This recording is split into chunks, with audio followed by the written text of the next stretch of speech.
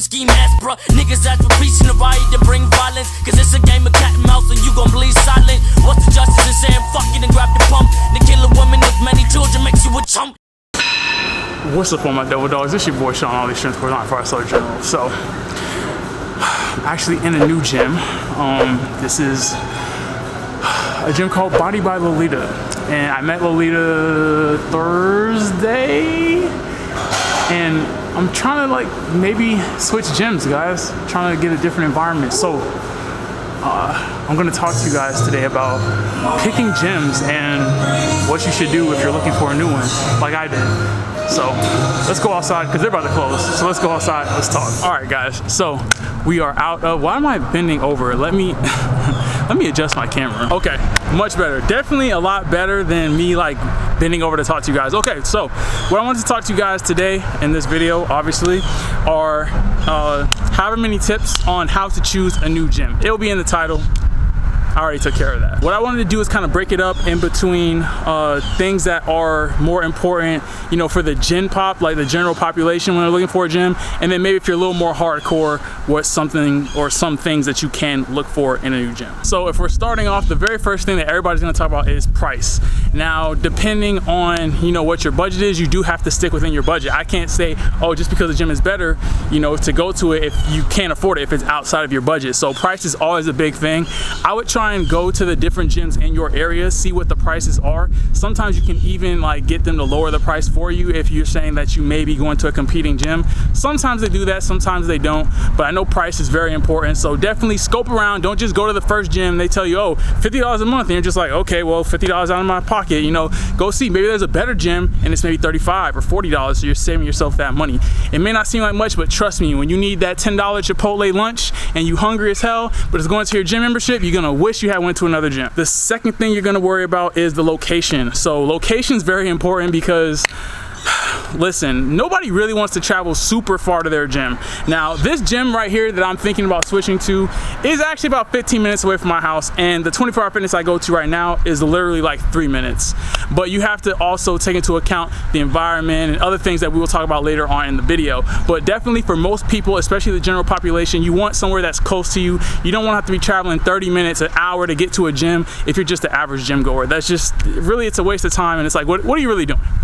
So definitely location is something that's very, very important when searching for a gym. Number three, this one a lot of people really don't pay attention to, and that is management. How is the management at the gym? Now, the management at the gym I go to right now, they're super cool, they're super dope because they allow me to record, they allow me to do pretty much anything that I want, except for, you know, sometimes like I've been trying to let them get me to bring an Ohio Power Bar if I buy one, but they won't let me, so that's kind of an issue. But besides that point, they're pretty cool, they're pretty lenient. My braces are really messing me up again today. But there are a few things that they could do better. I'm not gonna list them in the video because I don't want to just shit on a gym in my video. You know, they're not like a terrible gym. They've been my home gym for like 3 years, so I'm not gonna, you know, just shit on them. But you want management that's going to, you know, like bring a welcoming environment, and atmosphere is something we're going to talk about in a second, but that all starts from management. Management creates the atmosphere in a gym. So with that being said, that's a nice segue. Let's talk about something a little more advanced, and that's atmosphere. So atmosphere may matter to, you know, some people who are just general population, general lifters, recreational lifters.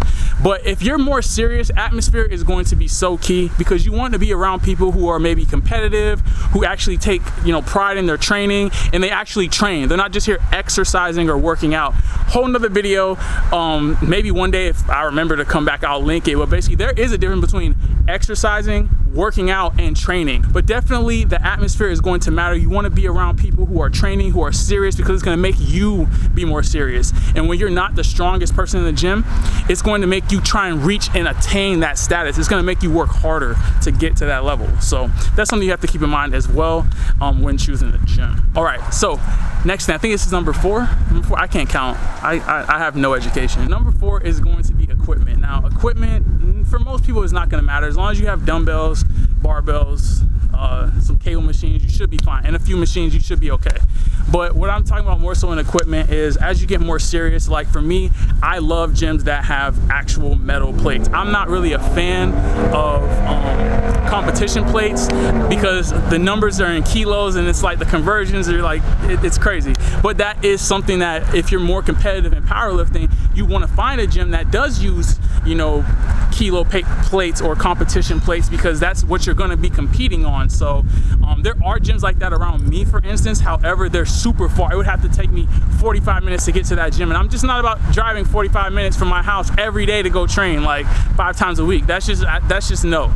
We talked about location earlier. Like, I'll drive a little bit farther for a little bit better equipment. I'm not driving 45 minutes just for some comp equipment. That's just no.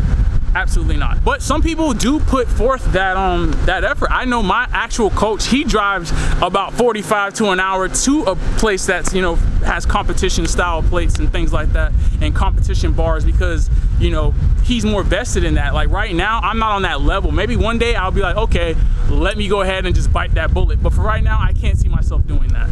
But definitely equipment is something that is very important.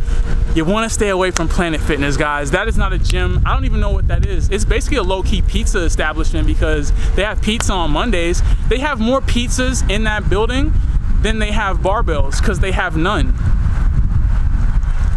Think about that. So yeah, guys, definitely I would say to, you know, not worry about too much about equipment, but you know, if something like comp equipment is important to you, then that's gonna factor into choosing a new gym. The last and final thing that I can really think of that may be of importance is the trainers that work there. Now, a lot of places, I mean, I have to just go ahead and put it out there. I was a trainer for many, many years. I know the game.